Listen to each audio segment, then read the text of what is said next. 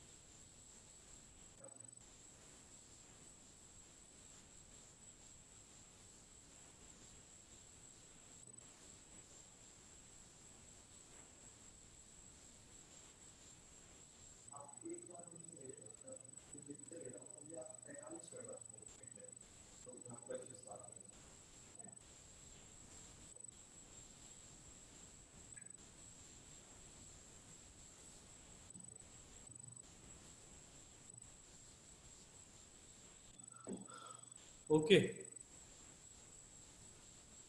तो यूनिवर्सिटी आ गया हूँ मैं, ठीक हूँ।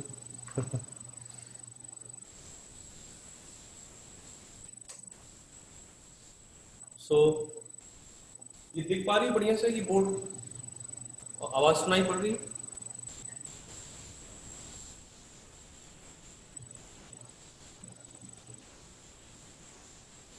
शैलजा त्रिपाठी, सेक्शन के।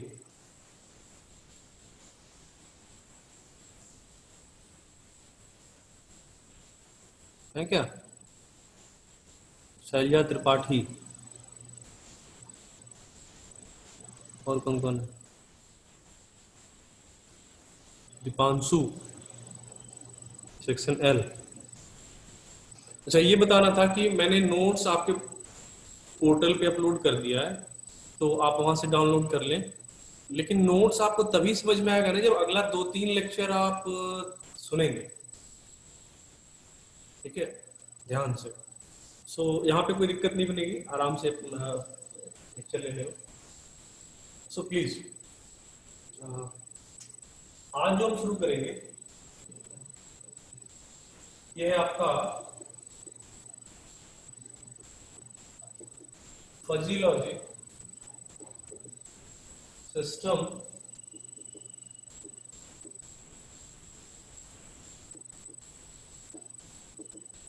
इम्प्लीमेंटेशन, ठीक है?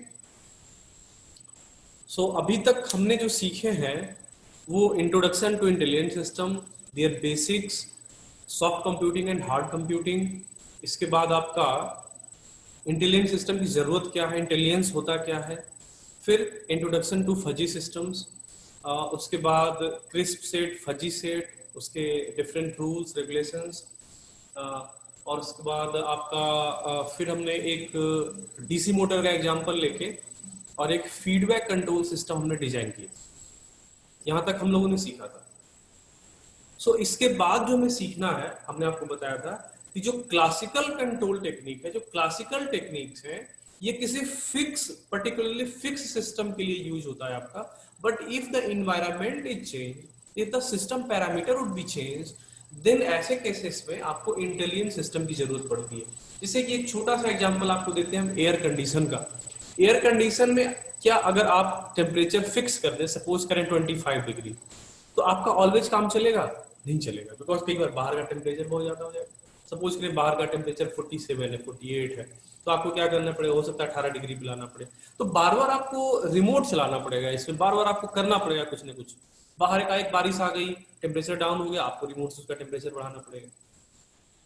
तो ऐसे केसेस में we design some intelligent system which study the ambient temperature and ambient आपके humidity, and on the basis of temperature and humidity it sets the temperature of air condition. So ये design करने के लिए, define करने के लिए हम normal, आपको क्लासिकल जो टेक्निक्स हैं, क्लासिकल कंट्रोल टेक्निक, वो काम नहीं करेगा, बिकॉज एम्बियंट का टेम्परेचर और ह्यूमिडिटी बार बार चेंज होती है, रियल टाइम में चेंज होते रहती है। हर आधे घंटे पे 10 मिनट पे ये चीजें चेंज होती रहती है। तो एम्बियंट में क्या जो क्लासिकल उसका मतलब एकदम फिक्स हो गया। अगर सपोज बाहर का टेम्परेचर फिक्स 35 डिग्री है और ह्यूमिडिटी सपोज करें कि 60 है 65 है, तब तो आप एक बार फिक्स कर दें, आपका जो क्लासिकल टेक्निक है वो काम करेगा। But if environment would be changed, if the something any parameter of environment that will change, we require some intelligent system। ये हमने पहले बता रखे हैं। इसमें हमने डीसी मोटर का एग्जांपल लिया था। डीसी मोटर का एग्जांपल में हमने आपको बताए थे, यहाँ पे आपका कंट्रोलर है, दिस इज कंट्रोलर, और ये आपका डीसी मोटर है, this is DC motor, this is output of DC motor, this is comparator,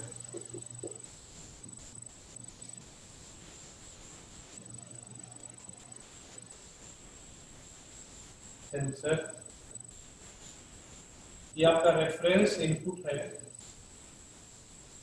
reference input, यहां से आपका एरर एंड फाइंड। ये हमने बताए थे एग्जांपल कई बार लेकर। तो अगर इस केस में अगर आपको जो हमें क्या करना है, डीसी मोटर को आप चेंज नहीं करेंगे। एक बार डीसी मोटर अगर आप सिस्टम में ले आए तो वो आपका बना रहेगा। सेंसर को भी आप चेंज नहीं कर पाएंगे, ये भी एक बार मार्केट से खरीद के ले आए, टेको जनरेटर लगा रहेगा। Where you will change, where you can make the design, where you can change the design, we can change the design on controller। Being an engineer, being an mathematician, being an researcher, आपको अगर कुछ control करना है, आपको और कुछ change करना है, तो ये कंट्रोलर को चेंज करना पड़ेगा, इस वाले पार्ट को। ये आपका जनरली कोई माइक्रो कंट्रोलर बेस्ड बना रहता है या कंप्यूटर बेस्ड बना रहता है। तो आप माइक्रो कंट्रोलर में प्रोग्राम को बर्न करा दीजिए, वो चेंज हो जाएगा, या आप कंप्यूटर में प्रोग्राम को बर्न करा दीजिए, चेंज कर दीजिए, वो चेंज हो जाएगा। So being a control engineer, being an engineer, we can only and only change this controller part। ठीक है, तो या तो आप यहाँ पे क्लासिकल यूज कर सकते हैं या इंटेलिजेंट यूज कर सकते हैं। तो क्लासिकल में आप क्या क्या यूज कर सकते हैं, 2 मिनट में पहले इसको बता देते हैं, फिर आपका हम आते हैं intelligent.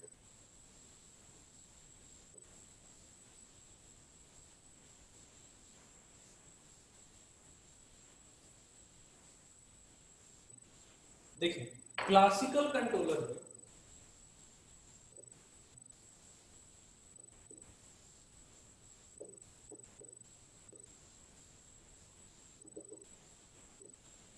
in case of classical controller we use पहले proportional।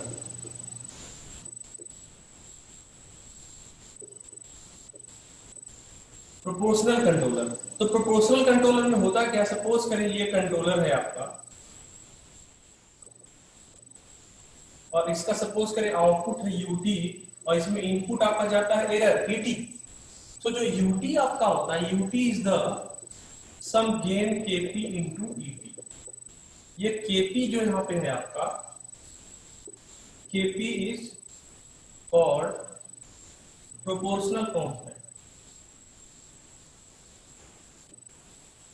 प्रोपोर्शनल कांस्टेंट मतलब कि इस केस में कंट्रोलर क्या करता है, जो आउटपुट देता है आपका एरर को किसी नंबर से मल्टीप्लाई कर दिया। ये केपी को एक नंबर है 2, 3, 4, 5.5, 8.9 कुछ भी, ये सेट किया था। कैसे पता चलता है आपको सिलेबस में नहीं है, तो ये कंट्रोल इंजीनियर सेट कर देते हैं, तो इनटू इससे मल्टीप्लाई कर दीजिए, आपको यूटी मिलता रहेगा। ऑन दिस बेस ये क्लासिकल कंट्रोलर ऐसे काम करता है। लेकिन इसकी दिक्कत क्या है, ये हमने आपको शायद कभी बताए होंगे कि सपोज करेंगे टाइम एक्सिस है और ये आपका yt है output, if this is output, और ये आपका रेफरेंस है, रेफरेंस इनपुट। रेफरेंस इनपुट बोलते हैं कि हमें कितना स्पीड की जरूरत है, सपोज 100, ये सपोज करें ये 100 आरपीएम। तो अगर आप प्रोपोर्शनल कंट्रोलर को यहां पे अप्लाई करेंगे तो ये कभी भी यहां तक रीच नहीं करेगा, ये ऑलवेज इतना गैप बनाए रखेगा, ये कभी भी यहां तक रीच नहीं करता इन केस ऑफ प्रोपोर्शनल कंट्रोलर। इसलिए व्हाट वी डू, इसको आप लिखना चाहें तो लिख लें, ऐसे नोट्स में हमने दे दिए हैं और भी दे देंगे। इन केस ऑफ प्रोपोर्शनल कंट्रोलर ये कभी भी 100 आरपीएम रीच नहीं करेगा, ये आपका कुछ 70 या 80 तक जा करके 280 जा करके ये रुक जाएगा। This is the main problem of proportional controller. ठीक है, सो ये सुन पा रहे हैं क्या, आवाज जा पा रही है? दीपांशु बताइए। सर आवाज आ रही है? Yes sir. ठीक है, सो this is the basic problem of proportional controller. तो इसकी जगह पे अब हम क्या करते हैं, प्रोपोर्शनल को हटा के हम क्या करते हैं कि प्रोपोर्शनल और इंटीग्रल लगाते हैं। Integral proportional plus integral controller, ये क्लासिकल बता रहे हैं आपको, ये फजी नहीं है।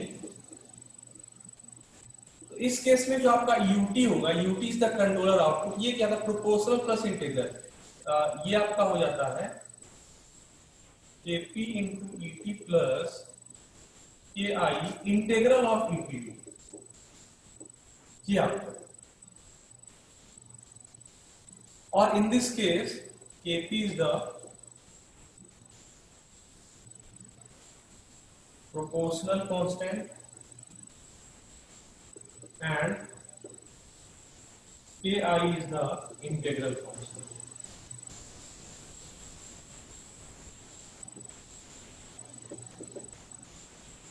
तो इस केस में अगर आप पीआई कंट्रोलर लगाएंगे तो अगर आप इसमें रेस्पॉन्स देखेंगे yt का, yt सपोज करें ये आपका रेफरेंस इनपुट है, सपोज करें 100 आरपीएम, तो आपका इस केस में ऐसे चलेगा। दिस इज द रेस्पॉन्स, ये आपका 100 पे रीच कर जाएगा अगर आप प्रोपोर्शनल प्लस इंटीग्रल लगाएंगे। बट दिक्कत इसके साथ क्या आता है, ये थोड़ा सा आपको ऑसिलेशंस देता है। प्रोपोर्शनल प्लस इंटीग्रल क्या करता है, थोड़ा सा ऑसिलेशन देता है। यहाँ पे ऑसिलेशंस दे रहा है आउटपुट में, मतलब कि 100 के पास पहुंच कर ऑसिलेट करता है, 102, 198, 103, 97 ऐसे ऑसिलेट करता रहता है। तो इसको रोकने के लिए हम क्या करते हैं कि proportional plus integral plus derivative action लगाते हैं, प्लस डेरिवेटिव कंट्रोलर।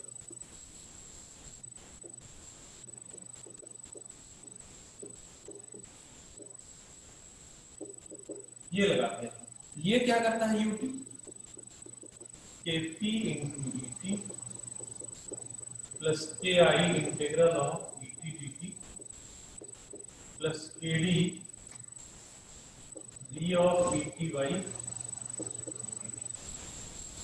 ये आपका डेरिवेटिव है। दिस इज डेरिवेटिव पार्ट,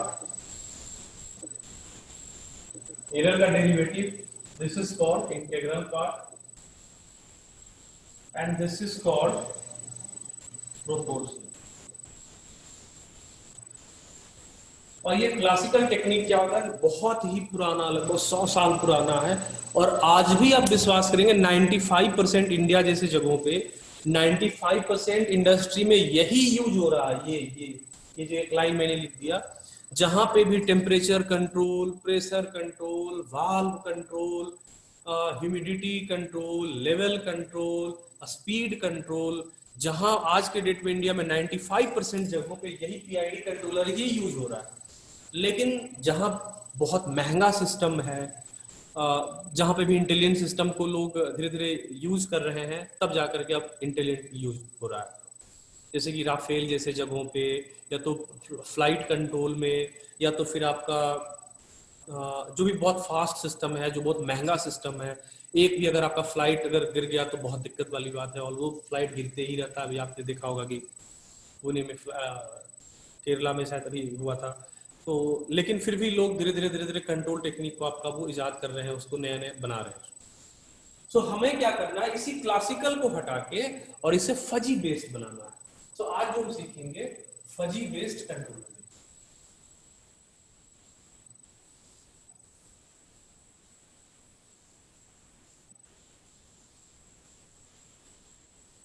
सो आज हमें सीखना है फजी लॉजिक सिस्टम इम्प्लीमेंटेशन।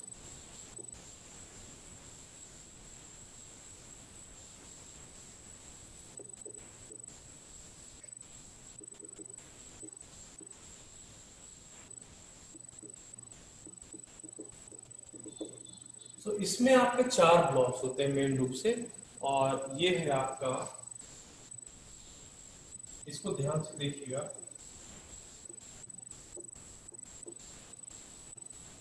फजीफिकेशन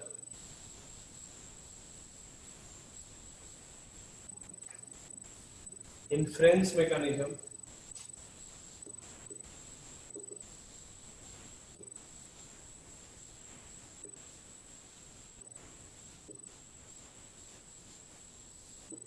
और इसी के साथ आपका होता है ये रूल या नॉलेज बेस।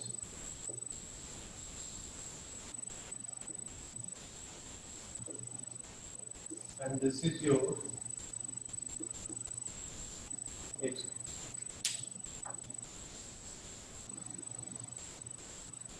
डीफजिफिकेशन।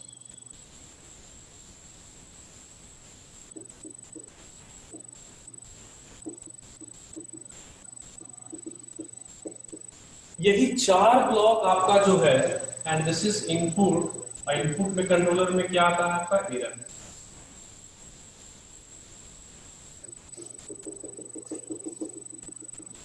ये चारों ब्लॉक मिल करके यही हमारा इंटेलिजेंट कंट्रोलर बनाता है।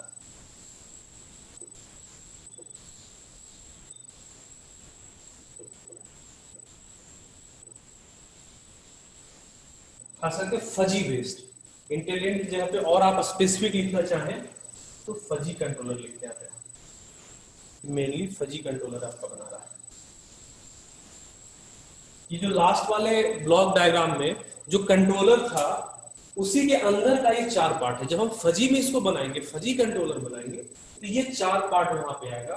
And what is the fourth part? The fuzzification, inference mechanism, defuzzification and knowledge base. इन्हीं चारों ब्लॉक्स को हमें समझना है। Once we will understand, we will able to understand these four blocks, we would easily understand the fuzzy logic system implementation. So एक एक करके हमें इस ब्लॉक को समझना है। ये चार ब्लॉक आप चाहें तो लिख लें अपने कॉपी पे। यही चार ब्लॉक हम 10 सेकंड में फिर से आपको आ रहे हैं, इसको लिख लीजिए। यही चार ब्लॉक हमें सीखना है।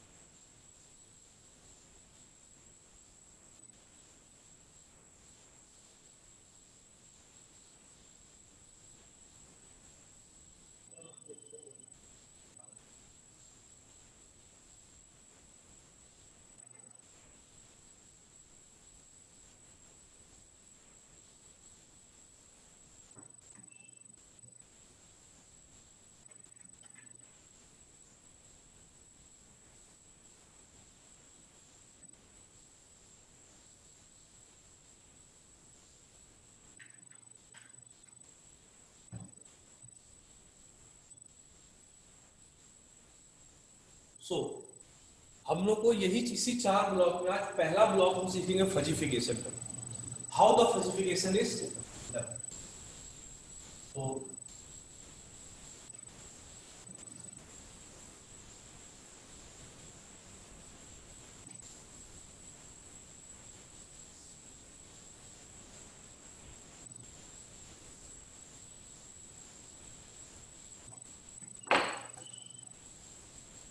तो व्हाट इज फजीफिकेशन?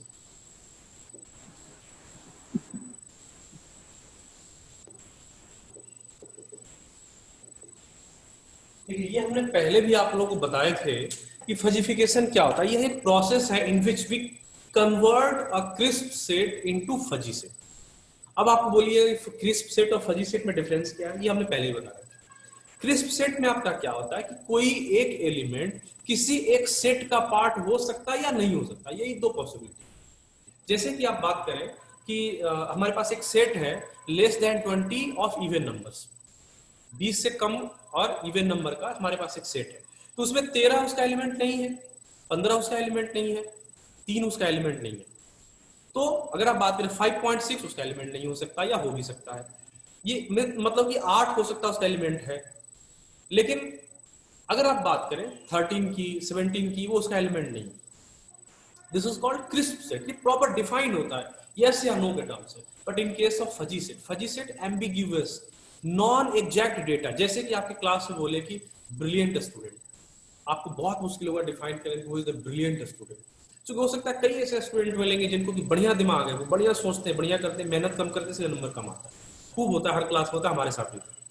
सब काम अच्छा से करेगा, पढ़ेगा थोड़ा कम, नंबर कम आएगा, बट दिमाग बहुत चलता है उसका। ब्रिलियंट स्टूडेंट आप डिफाइन नहीं कर पाएंगे, उसके नंबर ही कम आएंगे। How you will define brilliant है?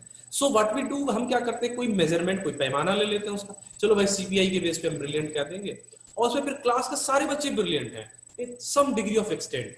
कोई 100% ब्रिलियंट है, कोई 90% है, कोई 80% है, कोई 60%। ऑल स्टूडेंट्स आर ब्रिलियंट, उसमें कोई आपका ऐसा नहीं हो कि नहीं है। ठीक है। So in this type of set, in fuzzy set, हम क्या करते हैं, 2 मेजरमेंट लेते हैं। The first measurement is element. Element student है, उसका एलिमेंट है। अब उसका डिग्री ऑफ मेंबरशिप, को ब्रिलियंट है तो कितना परसेंट ब्रिलियंट। ठीक है, each student. So in case of fuzzy set we must have 2 different measurement. The first one is the element and the second one is its degree of membership. ये हम पहले भी जान रखे हैं, सुन रखे हैं और पढ़े। पहला जो है आपका क्रिस्प सेट, उसमें सिर्फ एलिमेंट होगा या नहीं होगा। In case of fuzzy set, element and its degree of membership. Clear? So अगर आपके पास कोई क्रिस्प सेट है तो उसको आप फजी सेट में कैसे ट्रांसफर करेंगे, ये हम अभी तक नहीं सीखे हैं। Crisp set to fuzzy set, उसी को हम फजीफिकेशन बोलते हैं। एक क्रिस्प सेट के डेटा को अगर आप फजी सेट में कन्वर्ट करते हैं, then this is called fuzzification. This is called fuzzification. कैसे करना है यही आज सीखना है। सो इसको करने के लिए हम क्या करते हैं, पहले we must have a degree, a membership function. Membership function, 5 तरह के मेंबरशिप फंक्शन की हम बात करते हैं। हमने आपको असाइनमेंट भी दिए और आज हम आपको पोर्टल पे डाल देते हैं, तो कल 1-2 दिन में आप कर दीजिएगा। The first membership function is triangular. Triangular membership function. Second one is trapezoidal.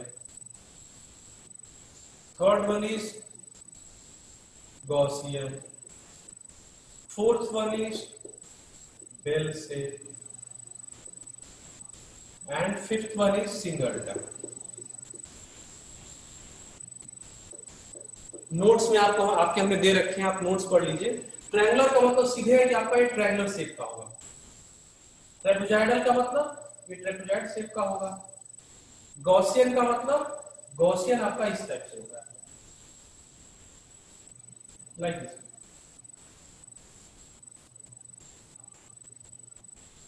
This is Gaussian. Bell shape आपका कैसा होगा, पूरे क्या आकार, थोड़ा सा इससे ज्यादा है bell.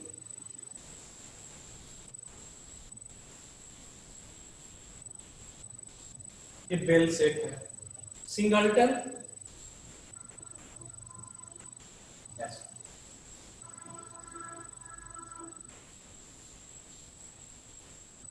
So if we have to fuzzyfy any crisp value, we require these type of membership functions.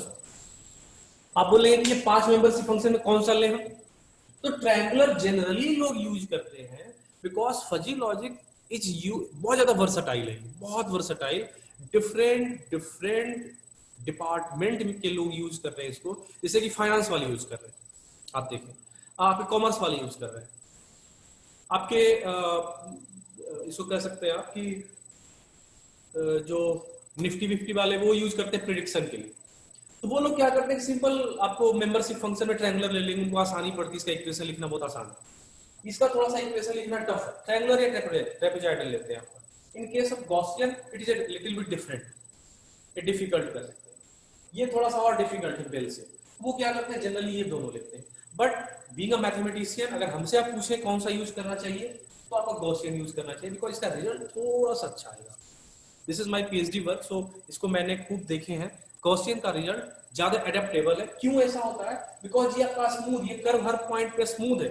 ये पॉइंट ट्रायंगुलर में देखें, यहाँ पे आपका स्मूथ नहीं, यहाँ पे स्मूथ नहीं, यहाँ पे स्मूथ नहीं है। आप जब इसका डिफरेंशिएशन लेंगे आपको दिक्कत करेगा इस वाले पॉइंट पे, ये डिफरेंशिएबिलिटी यहाँ पे नहीं है, ठीक है। लेकिन ये जो ये स्मूथ कर्व होने की वजह से आपको आसानी होगी, हर पॉइंट पे एडेप्टेबिलिटी इसकी बहुत अच्छी है। लेकिन समझने के लिए हम ट्रायंगुलर लेके चले। So if we have to convert a crisp set into fuzzy set, we must have the membership function, कोई एक membership function। कैसे है अब आपको बता रहे हैं।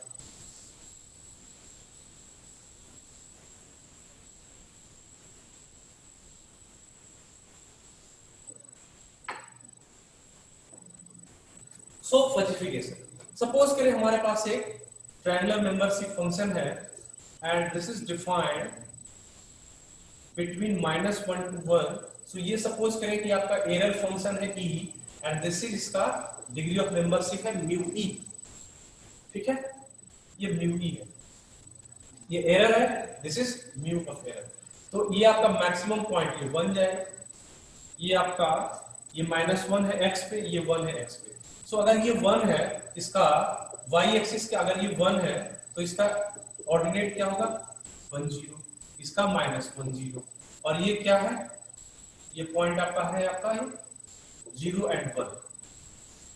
सपोज करें कि हमारे पास एक 0.2 बोल करके एरर है, ये एरर है 0.2, 0.2 है आपका एरर, और हमें 0.2 एरर को कन्वर्ट करना है फजी सेट में। तो फजी सेट में हमें हमारे पास दो पैरामीटर होना चाहिए, एक तो हमारा सेट है element and its degree of membership. ये डिग्री ऑफ मेंबरशिप मतलब ये वैल्यू, ये इस ट्रायंगल को जहां कट करेगा वही उसका डिग्री ऑफ मेंबरशिप होगा। इस ट्रायंगल को जहां पे कट करेगा this is called the degree of membership. ये कैसे फाइंड करेंगे आप? ये फाइंड करना बहुत आसान है। आप इस दोनों का इक्वेशन, लाइन का इक्वेशन लिखिए। सपोज करिए ये लाइन ए है and this is line B. So A line की अगर बात करें, इसका इक्वेशन लिखना चाहें तो y माइनस, सपोज इस पॉइंट को हम कंसीडर करें 1 is equals to x minus 0 into 1 minus 0 divided by 0 minus of -1। तो ये क्या बन जाएगा y इज इक्वल्स टू, ये 1 और 1 कैंसिल, सो x प्लस 1। ये a वाले लाइन का इक्वेशन है। सिमिलरली अगर आप b वाले लाइन का इक्वेशन लिखना चाहें तो b वाले लाइन का इक्वेशन क्या होगा, y minus 1 is equal to x minus 0 into 1 minus 0 divided by 0 minus 1। So इस पे क्या बन जाएगा, y is equal to minus x plus 1। ये लाइन b का इक्वेशन है, ये लाइन a का इक्वेशन, ठीक है। सो आप इस केस में अगर आप में एरर की वैल्यू 0.2 है, मतलब अगर x आपका 0.2 है तो y क्या हो जाएगा, b पे कट कर रहा है b पे, तो y क्या हो जाएगा आपका माइनस 0.2 प्लस 1। सो इसका फजीफाइड वैल्यू क्या हो गया 0.2 एंड 0.8। अगर इस केस में e और म्यू e निकालेंगे, ये क्या हो जाएगा 0.2, 0.8। अगर सपोज करें कोई हमारा यहाँ पे -0.4 है एरर, सपोज करें कि एरर मतलब कि x हमारे -0.4 है, तो y क्या हो जाएगा? अब देखें यहाँ पे ये कट कर रहा है a वाले लाइन को, इस लाइन में पुट करेंगे तो x अगर -0.4 है तो y क्या हो जाएगा? 0.6। तो इस केस में एरर और म्यू ऑफ एरर क्या बन गया आपका? -0.4 and 0। So this is called fuzzification. ये जो हमने निकाले अभी एरर और इससे कोरेस्पोंडिंग जो कट कर रहा है वाइट्स, ये आपका इस कर्व को, ट्रायंगुलर कर्व को जहां पे भी कट कर रहा है, इसको जो हमने यहाँ पे, और ये इस पॉइंट को उससे कोरेस्पोंडिंग जो निकाल रहे हैं, दिस इज कॉल्ड फजीफिकेशन। इसको हम बोलते हैं फजीफिकेशन। फजीफिकेशन। अभी किसी को पूछना है तो बताओ, ये समझ पाए क्या? देवांग बताइए, सुन रहे हैं क्या? Yes sir. आ रही समझ में? यस सर, आ रही है। दीपांशु बताओ, दीपांशु गुप्ता सुन रहे हो?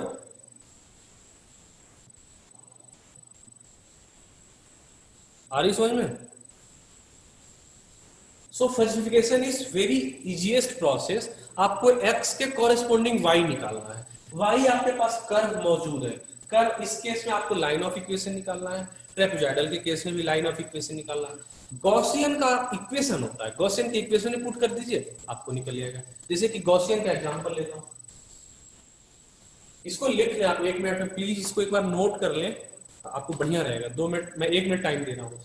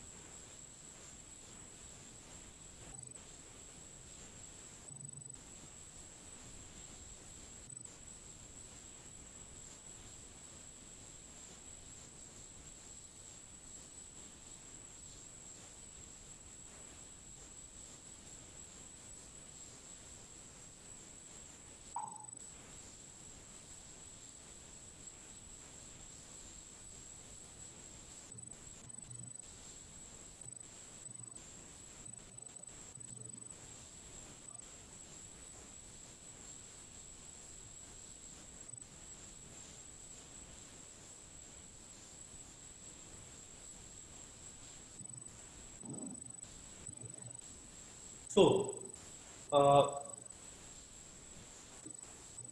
in case of Gaussian membership function, I will tell you कि कैसे निकालते हैं।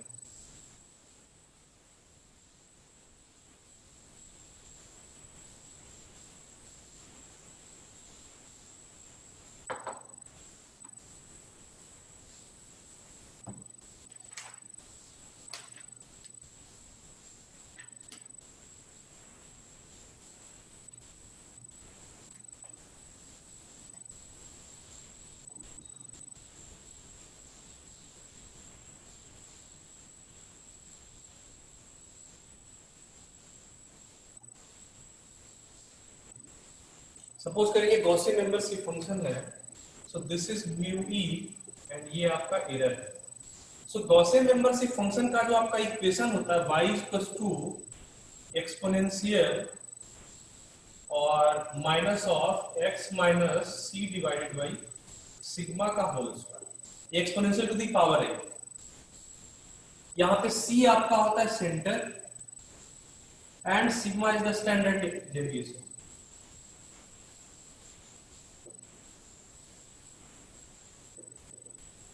Standard deviation. स्टैंडर्ड डेविएशन क्या है, इसकी जो स्प्रेडेबिलिटी है ना, इसको डिफाइन करता है, कितना दूर तक फैला हुआ है कर्व, ठीक है। और ये आपका सेंटर है सी, ठीक है। जैसे जैसे सेंटर को आप चेंज करेंगे, ये आपका इधर से इधर शिफ्ट हो सकता है। आफ्टर यहाँ पे सेंटर आपका सपोज करें C2 है, इन दिस केस C1। तो इस केस में अगर सपोज किसी पॉइंट के कॉरस्पॉन्डिंग, सपोज इस पॉइंट के कॉरस्पॉन्डिंग आपको म्यू ही निकालना है, तो आप क्या करेंगे, सी और सिग्मा आपका कांस्टेंट, इसके लिए सी और सपोज करें सी 0 है और सिग्मा सपोज करें 1 है, तो कर्व क्या हो गया, y = exponential to the power x divided by x का 1 का होल स्क्वायर। तो ये क्या बन गया, y = एक्सपोनेंशियल x स्क्वायर। अब इसमें अगर ये वैल्यू सपोज करें 0.1, तो y क्या बन जाएगा आपका, e⁻ एक्सपोनेंशियली 0.1 का स्क्वायर, कुछ वैल्यू आएगी, और यही आपका ये वैल्यू है। सो यही आपका निकल गया, e यहाँ पे आपका बनेगा 0.1 और म्यू ई बन गया आपका एक्सपोनेंशियल टू द पावर 0.1 का square. So in this way we can fuzzyfy any system, ठीक है। अभी किसी को कुछ पूछना है तो बताओ।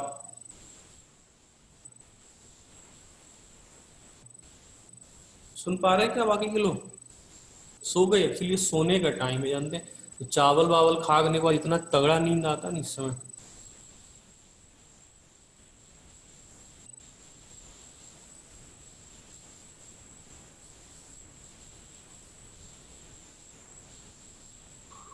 सर इसमें सी और सिग्मा की वैल्यू कैसे आएगी? बताओ। सर सी और सिग्मा की वैल्यू कैसे आएगी इसमें? ये वैल्यू, ये नहीं सर, ऊपर आवाज कट रही, लिख के बोलो। सर सी की वैल्यू पूछ रहा है वो। सी की वैल्यू सेंटर होता है, सेंटर, ये कर्व जहां पे सेंटर होगा ना, आपको जितना मूव, ये तो आप डिफाइन करेंगे ना, ये रेंज आपको कहां पे रखना है। ये जो पूरा कर्व है, इसको, इसके रेंज को तो आप डिफाइन करेंगे ना, कि स्टैंडर्ड डेविएशन कितना रखना है, इस पर स्प्रेडेबिलिटी कहां तक ले जाना है, इसके जो हमारे सेंटर है वो कहां पे रखना है।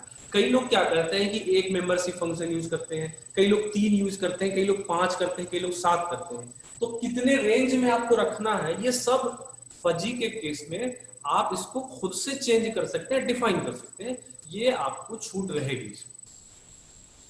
तो by changing the centre and sigma, sigma तो हर कर्व का लगभग एक रहेगा आपका, जो भी रहेगा, बट सेंटर, आपका सेंटर चेंज करने से 3 यहाँ कर्व है अगर गॉसियन का, तीनों के सेंटर अलग अलग होंगे।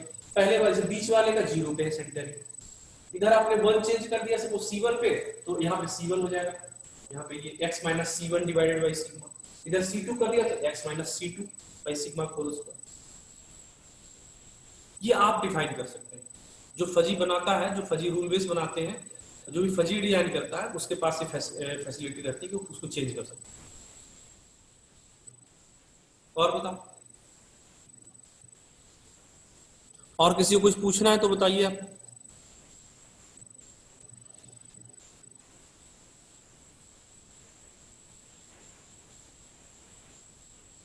ठीक है, तो आज यहीं तक रोक रहे हैं, अगले दिन हम बताएंगे आपको सिर्फ 4 ब्लॉक जो हमने बताए थे।